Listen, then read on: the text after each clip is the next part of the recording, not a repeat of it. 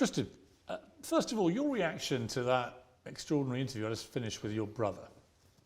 I think that was one of the best interviews ever conducted with Andrew. I don't know how hard you're going to go on me, so perhaps I'm making a mistake saying this. I like how you challenge your guests. I like how you seem to have a very impartial opinion on people. You don't judge things one way or another before you go into the interviews. And I think that made the interview with Andrew very interesting. I'm very excited to see the public response. I mean, like I said to him, I'm not here to convict you or otherwise. I don't know if you're guilty or not of the charges laid against you. We'll establish that in a trial. Or otherwise. I mean, it may not even go to trial. No, it might not. I mean, it seems to me there's been an interesting relaxing of restrictions against you and your brother, really, from the time you were put in prison at the start of the year. What do you read into that? Well, if you understand how the Romanian justice system works, again, I have to be very careful what I say. The pressure to put us in jail comes from not organizations. There are many great people who work at organizations like DCOT, which is the organization investigating us, but it comes from individual prosecutors who I am very much a trophy for, I would say. So the absolute obsession with putting me in jail comes from these people, but these people have nothing to do with judges, you see. At the end of the day, if you investigate me for a year and a half, throw me in jail, drag my name through the mud, eventually you're going to have to come up with a file of evidence and show it to a judge. So the people who keep letting me go are the people who've seen that file of evidence and don't have a motivation to keep me in jail. So that's it broken down as simply as I can. In the BBC report of the prosecution files, they quote you as saying about the women who worked on your webcam business, I'm going to slave these bitches.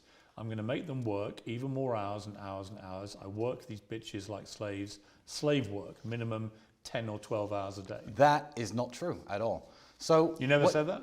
No. Or you said it sarcastically? No, I didn't say it sarcastically at all. That is about my ex-girlfriend cleaning my house. So what you have to understand is when you go through a man's phone, you have 4 years and hundreds of thousands, millions of messages to everyone he's ever spoken to. Now, this is about human trafficking, my accusation. So anyone coerced, anyone forced, anyone tied up, anyone kidnapped, anyone sold, anyone moved, none of that is in any of my WhatsApp conversations. But DCOT and the prosecutor essentially can eliminate parts of the conversation that he says are not relevant. Now, if you look at the timings between the messages on all of these conversations that look very bad, he's deleting various things, a lot of LOLs and a lot of ha-has, because believe me, if you were to read mine and my brother's conversations, even right now, you could probably accuse me of conspiracy to commit murder because of the stupid things that we talk about.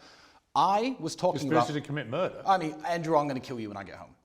Like things like this, which can be used, in a very negative way. But now, you accept you've used language about women? Loads. I've used worse language. But how do you feel about that? Now it's all been laid bare. Well, it's very unfortunate that I think this conversation is 3 years old. I think our house was messy after a party, and I was saying, "Oh yeah, she's my slave. Don't worry, I'll get her working." Do you regret using language like that? No, I don't, because really, well, last week my daughter's mother sent me a photo of her drawing on the wall with crayons. And I said, ha ha ha, I'm going to kill her when I get home. Now, you could delete the ha ha ha because you feel that's irrelevant because you're the prosecutor, and you can arrest me and all my friends and throw me in jail for conspiracy to commit the murder of children. You could do that if you wish. But that's not the way I meant it. No, but I'd ask a different question. Yes. I would say when your daughter grows up, yes, how would you like it if another man spoke about your daughter by saying, I'm going to slave the bitch, I'm going to make her work even more hours and hours, I work this bitch like a slave. If someone said that and you saw it actually in a message they sent about your daughter, how would you feel? Well, that's not the best message to have sent, and there's lots of locker room talk. So you regret it? I regret that. You either regret it or you don't. No, I don't. I regret that it became public because, the way men speak to each other, if I were to go through all of your WhatsApp messages, I don't know what I'd find. And I also you wouldn't mind if a man spoke that way about your daughter when she's older, you wouldn't mind? Or you would mind? Of course I would mind, but it depends on the context of the relationship. Do you think it's disrespectful? The girl I was talking about cleaning my house at the time, I'm no longer with her. And also, this conversation is not about anyone who's listed as a victim in the file, which is a very important distinction to make. The girl I was talking about, I was very in love with at the time. I had a very great relationship with at the time. If you say to your girlfriend, "Oh, come here, I'm gonna spank you," that's not, if you're her co-worker or you're a man who's stalking her, it's a very different context to if you're her boyfriend. The problem is that in the context of what you've been accused of, yes, the prosecutor can make it look bad. This looks damning. Of course, but what he doesn't do is he doesn't show the whole conversations to any judge. That is a carefully manipulated and edited and actually constructed conversation, as all of the conversations are. This whole lover boy thing, right? The suggestion is that you and Andrew, basically, you're two good-looking, fast-talking, smart guys, right? And you've have plenty of money and you've enjoyed yourselves, fine. Yes. And that you've managed to deliberately or otherwise, but the suggestion is deliberately, persuade a lot of women to fall in love with you very quickly, and then you use that relationship and how they feel about you to then guide them towards making money from webcams. Well, that's interesting. Of the 7 women that you've listed, none of which we can name, do you know how many of them ever worked at my old webcamming business I had many years ago? Of the 7 victims listed, how many of them were in any way related to any of the activities I did when I ran a webcam studio? The answer, Piers, you'd be surprised to know, is 0. People on the internet, I call them Twitter detectives. Not the police, not DCOD, not even this over-ambitious prosecutor, because there are webcam studios all over the city, has tried to make any criminal complaint about that small business that me and Andrew, as he said, dipped our toe in. I was mainly running it, to be fair, all those years ago. None of these people who are alleged victims today have anything to do with the webcam studio. But if you watch clips on Twitter, when we speak as a 24-year-old, vulgarly, oh yeah, you know, I'm pimping because I'm in the club with a bunch of girls. You know, when we speak that way, it's easy to say, oh, look, he's admitted, he's confessed to his crimes. The old webcam studio and the current investigation have 0 strings in between them. So the question in and of itself doesn't make sense, if you understand that. You could face further time in jail if you're convicted of these offences, a long time in jail. You were in jail earlier this year. What was that experience like for you? Jail was, you know when you're going through something really difficult and it's almost unbearable, whether it be a difficult gym session or, you know, a major setback, and you come out after it's finished, and the moment it ends, you're like, yeah, I'm glad that happened. Jail was hell every single day. But the moment we got that phone call saying a judge who's now seen the evidence that they've allegedly raised against you has decided to release you, I was very happy for the experience. I'm very happy I spent 3 months living in those conditions. What did you find out about yourself? I didn't find out anything new. I feel like it was my opportunity to show to myself and to my brother and to the world that I am the man who I say I am. I always preach being mentally strong, physically strong. You know, I put on this tough guy persona, but I don't think it's a tough guy persona, because if I can survive 3 months in a Romanian prison without incident, without tears, without being upset. You didn't shed any tears? I did not in jail. Did you know that Andrew had? I believe that Andrew's tears were tears of anger. He was more angry than I was. Whereas me and Andrew are very balanced. We have a very balanced relationship. We keep each other in check. When he's angry, I calm him down. When I'm angry, he calms me down. I believe Andrew was a lot angrier at the situation. Andrew knew a lot less about the situation. I can at least read some Romanian. I was trying to make sense of it all. He was sitting there in pure frustration. But they're serious criminal charges. Well, they're serious criminal charges. But what I would say to you is, what is the serious criminal evidence? So again, this is from I'm going to work this for hours. It's about a girl cleaning my house, by the way. So this is the big bombshell. The BBC, because I don't know how they got the indictment, but the indictment should be private. I'd love to give you a copy. I really would. But the criminal indictment isn't what the prosecutor says I've done. It's the evidence against me. So if the BBC have read their grubby little fingers through all of this evidence and all the files, and the worst thing they have to come at me with is, Tristan, you said this girl's your slave. I've said that. I've said worse things. Have you ever coerced women? No, I've never coerced anybody into doing anything they don't like. Do you accept them, as I said to Andrew, that some of the language, even in the things he tweets now, suggests that his idea of how women should be treated is that they effectively are a form of slave to a man? You know, Piers, I really like you, and I sometimes feel you fall for Andrew's little traps, and it's really wonderful to watch, because it's not the things he says. It's the way he says them, and the way he says them can get people very riled up. When I was sitting listening to your interview about women shouldn't work and be taken care of, etc., it actually took me back about 12 or 13 years to an interview I saw, I can't remember, I think it was on ITV, with the late Christopher Hitchens. You probably knew him. I did. I did not know Christopher Hitchens. I think he died way before I became relevant. But he was sitting there with this female journalist, and he's saying, his exact words were, oh, I don't want Mrs. Hitchens to be coarsened in the labor market. Why would I want my women coarsened in the labor market? No, if she's with me, she can work if she wants, but she doesn't have to. Now, he was not labeled the world's biggest misogynist. He was actually hailed as an intellectual in his time. I read all of his books. I used to be a big fan of his. But he said exactly the same thing Andrew said. Exactly the same thing, with different intonations and different tones. And you probably knew him. You didn't attack him back then for saying that, did you? But Andrew, well, I'm not here to judge. He can get people riled up. Christopher Hitchens is no longer with us, sadly. He was a brilliant man in many ways. I disagree with him about many things, but he's not why I'm here, obviously. Yeah, of course. You know, it just seems to me that the rhetoric, particularly by Andrew, but also some of the stuff they found with you. The Sure. way that you talk about women may be part of the problem you found yourselves in here. And from Andrew's recent tweeting, there's no sign to me that he is aware or self-aware of quite how some of this stuff comes over. I understand. And that maybe that has been part of the problem here with you guys. Well, again, when you look at Andrew Tate and Tristan Tate and you try to label them misogynists, you gender the argument. If I were accused of anything else and they were to read the conversations, which they did read, by the way, between me and my friends, the insults we give each other, the threats we make to each other. Do you think a woman's place is at home serving her man? No. I believe my woman's place is at home serving her family. I serve my family. But she too. shouldn't go to work.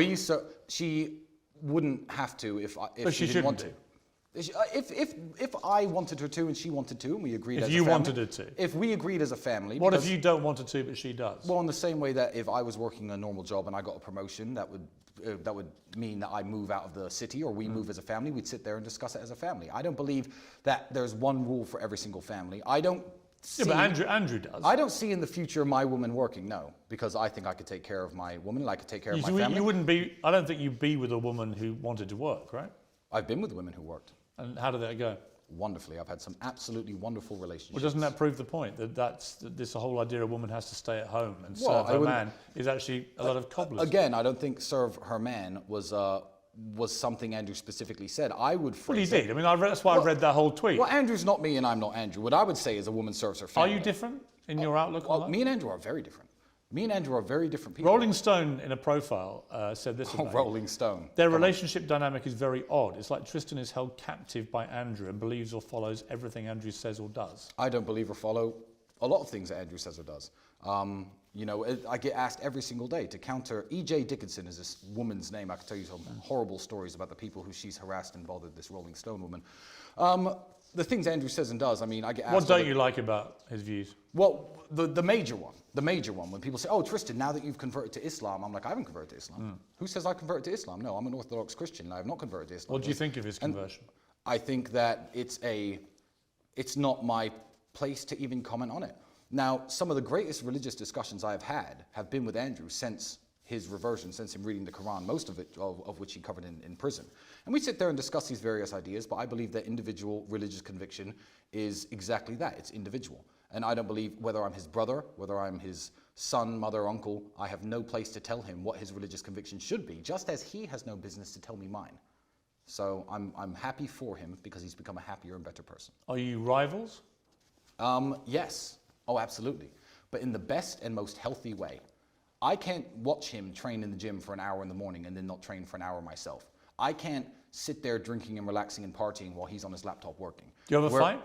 No, never. We never argue. You never physically fight? Well, we used to physically fight all the time. We're both professional athletes, so we used to beat each other up in the ring for sparring. Who would win? Oh, Andrew would win. I was good. I was the European champion at my peak, but Andrew was built for Andrews. I mean, see my broken nose? It leans this way. First time it was broken was by him, and it got weaker after that, and I had it broken twice subsequently in kickboxing matches. But yeah, we are rivals in the way that we inspire each other to work better and to be better, but not rivals in any way that his success would upset me or my success would upset him. When you were in jail together, yes. So for a period of that 3 months, you were actually in the same cell, I think. Indeed, for about half of it. What did you talk about when it's just you and him and you're thinking we may never get out of it? Lots of things. Books, religion, the case, obviously, explaining, trying to understand. When you're in a cockroach-infested tiny cell together, yes, you've gone from being the top G and his brother with your Bugattis, your cigars, the lifestyle, the women and so on, to literally nothing in a very degrading environment that you find yourself in. Mm-hmm. And you've got no idea how this plays out or how it ends, or even if you get out. I mean, that's a big moment. Yeah, I guess it is a big moment, but I always knew that we were going to be okay. You know, even when I was separate from him, I wasn't worried that he was banging his head against the wall or self-harming or doing anything stupid. Again, he wasn't worried about me. We obviously weren't worried that the other brother, and I know you can't share in this conviction, I know he's not a criminal. I know he has no skeletons in his closet and no criminal past. He knows exactly the same about me. So we were very relaxed.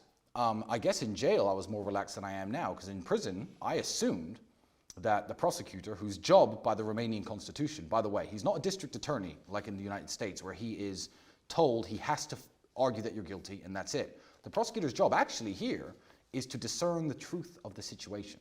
So I was sitting in jail relatively relaxing. Well, this is going to end any day now. I mean, human trafficking, this is stupid. It's not going to happen. Like, we're not going to sentence me to jail for this. It was only when I got out that I learned the true motivations behind this that made me actually more worried than I was in jail. So in jail, I was relatively relaxed. Trained every day, ate their horrible food, did my push-ups. It was all right. Mental break, no electronics. Did your mother, was she able to come and see you or not? No.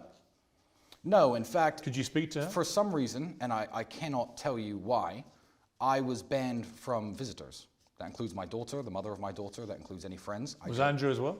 I don't believe so, but no one tried to visit him. Maybe they were rejected at the prison gate. I don't know, but I was, at one point, it's on file, it's on paperwork, at one point I was banned from receiving visitors. Could you make calls? Yeah, there was some phone time, but I didn't make a single call while I was in prison. I spent 3 months without speaking to anybody. Other than Andrew? No, only my lawyer, actually. Only my lawyer. And did you get into similar physical threatening situations that he did? No, I mean, Andrew had like a few Mexican standoffs, let's say, but I think that jail is a world of realities, and, you know, lots of tough guys, whether they be Romanian or British or American, nowadays the tough guy move is, you've offended me, I'm going to use my phone, I'm going to call the boys, and the boys are going to come beat you up. I think that that is the standard operating procedure in lots of the world. I mean, as Andrew said, I come from a council estate, I understand this very well. When you walk into a prison cell, that's not the reality. The reality is, if I start a fight with this guy, it may be 10 to 15 minutes before anyone shows up. And I'm a 6'4", 17.5 stone former kickboxer. Everyone knows me. Everyone knows I'm a professional athlete. So I actually didn't have any problems at all. I would say that everyone was very kind and very respectful to me. Not just because they were intimidated by me. No, absolutely not. Because there were some guys in there who I should have been intimidated by. But I give respect, and I think I receive it back. And I did okay in that environment. People often say, and it's certainly true from people I've interviewed over the years, that you're a product of your environment, particularly of your parents. Yes. In a November 2011 Facebook post, your father, Emery, wrote that the eternal problem of the alpha male was protecting his flock of women. He said, "The times I struck a woman, brackets, in passion, I never left a mark, no trace, hyper control, super control of a human animal. They love me still." I've never heard that before in my life. I'm smiling, man, because I can imagine his voice saying it. You can. I can imagine his voice saying it. The only times I've struck a woman, in brackets, in passion. Have you ever struck a woman in passion, Piers? No. You haven't? No. Not a little spank? Well, not once? Let's keep this above board. But I want to, Piers, but I'm saying, like, I understand how you're trying to phrase this. No, I don't understand. And again, my father is dead and can't defend himself. I'm not trying to phrase it in any way. I'm just curious what you think he meant by that. I honestly don't know. I mean, keep in mind, my father died when I was 27, and that post was written a long time ago. I've never heard it before. I've never seen it before. But what kind of father was he in terms of the values he instilled in you and Andrew? Oh, he was a wonderful man, and he was a very protective man over his family and the people he cared about. I mean, they got divorced many, many years ago, but even with his dying breath, he would have jumped in to fight 10 men to defend my mother and her honor. That's the kind of guy he was, super protective and super, you know, involved in everyone he loves life, even if he was far away. You know, the phone calls were constant, the emails were constant, and he held us very accountable as young men. Andrew tweeted last year, "My dad was a chess genius, CIA operative. My mother was a dinner lady. They had nothing in common. Dad said she fed you boys healthy meals every day, cleaned the house, and was largely quiet. I loved her very much. That's literally all men want." Are you asking if that's an accurate description of my parents' relationship? Yeah. Perhaps, yeah. But my mother was a wonderful mother. See, I don't think. But they split up. Of course they did. But that does. Well, so when he says that's literally all men want, they split up way before I was old enough to understand marriage or sexual or male or female dynamics. By the way, so I can't even comment on their marriage. What I can comment on is how they were as parents. And what I will say is, I don't look back on my childhood raised in a council estate. On state benefits, you know, I was free school lunches. I don't look back on that and think, oh, my mother was a terrible mother because we didn't have any money. Because I don't think it was my mother's job to, I guess, provide as much as my father was doing his best from the United States. But I will look back and say my mother was an absolutely wonderful mother. I had 3 square meals a day. She knew how to manage her finances, didn't smoke, didn't go out with her friends, made sure my clothes were always washed, knew how to mend things. She is. How does she feel about the fact that both her boys are in this serious legal jeopardy? Well, you have to understand, she's known us our entire lives, and you haven't. You know, when I was 15, 16, 18, all my friends were selling drugs and breaking into cars. I was down at the kickboxing gym every single day. I would get into the kickboxing ring for 50 pounds after 8 weeks training, just because I found harmony in the discipline that sport gave me. I think kickboxing is massively, largely responsible for keeping me from ever doing anything illegal. Never tried a drug in my life. Never broken a law in my life. Never broken any law? Speeding. Right. You know, I mean, we're talking, I'm talking about serious crimes. And my mother's known that even at my most desperate and my most poor, I would come home to her and sleep on her couch for 6 months, as opposed to do anything illegal, and try to find an honest, good way of, legal way at least, of making money. So the idea... Is she worried about you, the situation you're in? Well, she's worried about the situation, but she has no doubt in her mind that I haven't done any heinous things against women, especially for money, because it doesn't make sense that after going through what I've gone through and avoiding any legal problems, suddenly I'm worth hundreds of millions of dollars, and I decide that's the time to start trafficking. When you look at this whole setup of the war room and the generals and I think Andrew said 4,000 people are members now. Yes. When I saw the web chat logs and so on, he says a lot of that isn't true. I don't know. We'll have to wait and see whether that's verified or not. But a lot of the language that's used seems to be that people are being encouraged to spend all this money to join a kind of cult where they are encouraged to treat women as second-class citizens. Absolutely not true. One, I don't... But that's what comes over in these I believe the screenshots you've seen are fake. One, absolutely. Two, I would say I'm a member of the war room. The war room has nothing to do with me. I'm just a war room member like everybody else. And I find lots of great help within the war room, whenever I want to do business with somebody, if I want to transfer money to certain countries, if I want to, find somebody who has talents that I don't, to recruit people, to find people to work for me. That's what I use the war room for. I don't think any network in the world would exist where men sit around and just complain about women and try and treat women as second-class citizens. I mean, surely it would be... It's not complaining about them. I wouldn't want to take part in It's more like there's one of the running themes is to get the woman to tattoo your name on herself. That's clearly not true. What you've read is fake, and it's made up by stupid journalists. There's 12,000 pages of it. There's 12,000 pages. Well, it doesn't matter. It's very easy to find some chat logs and enter little lines into it. I don't think that... It's also very easy to say, yeah, a bit of it was done. Well, here's the thing. If 4,000 people are talking across hundreds of different rooms 24 hours a day, right now, since the beginning of our interview, probably 300, 400, 500 messages have been sent inside of the war room. I can't tell you exactly what everyone has said over the last 4 years and what they haven't said. I can't. What I'm saying is, in my experience inside of the war room, that is absolutely not what the war room stands for. That's absolutely not what the war room teaches, preaches, what anyone I know from the war room believes. All the people I know from the war room are happily married men, guys with families, guys with kids, successful businessmen, people who run construction companies, real, honest, great people, and that does not represent us. So I think it's fake. You guys have preached a message of masculinity, and I'm all in favour of masculinity. Great. Many other people have categorised it as toxic masculinity because of the misogyny and so on. Do you feel that maybe you have collectively gone too far in the misogyny, and that has been, again, one of the reasons you find yourself in the problems you're in? Well, again, when I say... First, the kind of alpha male what have I rhetoric. Said, what have I said that's misogynistic? No, I'm just asking you generally whether you feel that's part of the problem.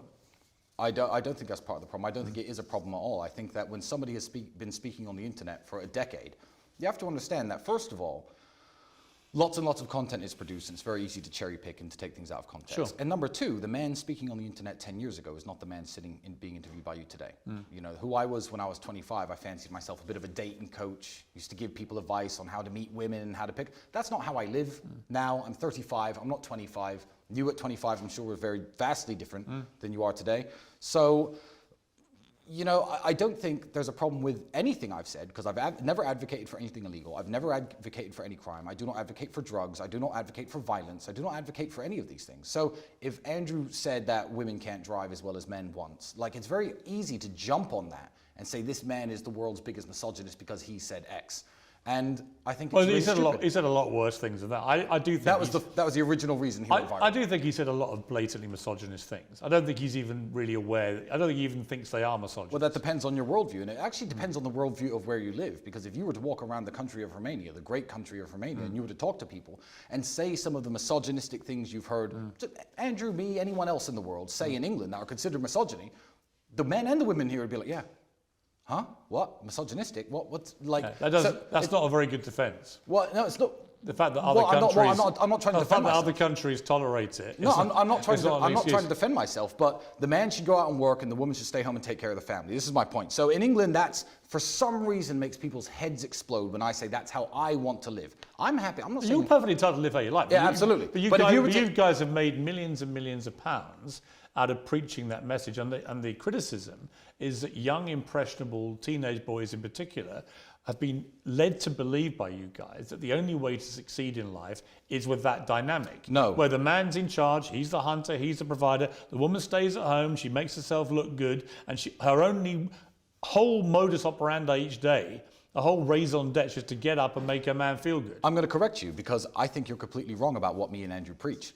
What me and Andrew preach is a message of masculine excellence. And when you are an excellent man, when you are strong, smart, sharp, all of the things that we tell young men to be, disciplined, then you can find a wife and a woman and a life and a dynamic, 4 wives if you like, and live exactly how you want. Oh, sure. I don't tell, yeah, and you can have a wife who's more successful than you. You can date a judge or a lawyer or a doctor. You do both basically believe women should stay at home and not go to work. No, I believe that I want my woman at home with my family, and that's the way I wish to live. However, that's also what you preach. That's also what you preach in your university, right? I mean, you think I don't preach anything inside of any university. Right. Well, okay. No, the university. Sorry, if you're talking about the real world, the online educational platform, which has been attacked and slandered more than me. Keep in mind, I don't own it. It's been slandered and attacked and said that it teaches people how to abuse women. What kind of app would teach people how to abuse women? It's insane. It teaches web design, e-commerce, copywriting, cryptocurrency trading, basic methods of wealth creation, and that's it. It actually has nothing to do with teaching anyone anything about women,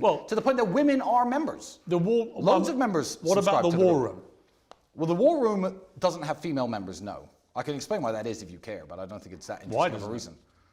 Well, I would say that I don't have, or my brother, or any of the men in the war room don't have any business telling women how to be women. You see, we're not misogynists. If we were to get women into a group and say, hey, women, you need to be like this, you need to be like that, no. Andrew tells women how they should be all the time, including a lengthy tweet I read to him. It was only last week, and that's my point. I read that whole tweet for a reason. Yes. That it went on and on and on, and honestly, it was just blatantly misogynist. Yeah, but people can take that or leave it. This is Twitter. That's a public But forum. it doesn't make it not misogyny. Well, and you guys, and here's where your massive reach and influence becomes problematic to me. Because I see on the streets, when I walk around in London in particular, the number of kids who come up to me all starry-eyed about the Tate brothers, right? And they're like, top G and blah, blah, blah, blah, blah. But they're being conditioned to think by the constant rhetoric, mainly from Andrew, but I don't think you're particularly that different in your worldview of how women's place in the world should be, that they're led to believe that if a woman wants to go to work, there's something wrong with that. And we're in a very different place now to where we were in the 50s. A lot of women love going to work, love their jobs, they're successful. Often they may be the main breadwinner in the family, right? The whole dynamic has changed. There's no suggestion that there's a repeated pattern of women that go to work, they have unhappy marriages or lives or unhappy children. No, but I believe society's gotten much worse in the last 30, 40 years. Because of women going to work? No, not because of women going to work, but because of men losing the agency to discipline the children in the household and to be seen as the figurehead. Now, that's my personal opinion, and if you find it misogynistic, that's completely fine. But I will say that on places like Twitter, what I won't do is get any young man personally or speak with young men personally in a personal conversation and say, hey, you need a woman who you can control and can't go to work. And so that is absolutely not what we do. I think Ricky Gervais made a very interesting point about putting something on Twitter and people taking it personally like it's written for them. It's not written for them. Andrew can live the way he wants to live. And let me tell you, me and Andrew live in very different ways in regards to the way we see relationships, etc., because we are both very different people. But he can live the way he wants to live because, one, him and his girlfriend are both consenting adults, and that's their prerogative. Two, he's achieved a level of success and masculine excellence where he has the choice of picking which type of women he wants to date. I like different types of women. You've achieved masculine excellence yourself, Piers, and you, I'm sure, have a very happy relationship with whichever woman is in your life. Yeah, but I do believe masculinity is important. And I don't like the way it's always constantly reframed as toxic. Great, we agree. But I do think that the constant stream of misogynist statements, but I'm talking mainly about Andrew, but the constant stream of them, I'm not even sure he's aware of how they come over.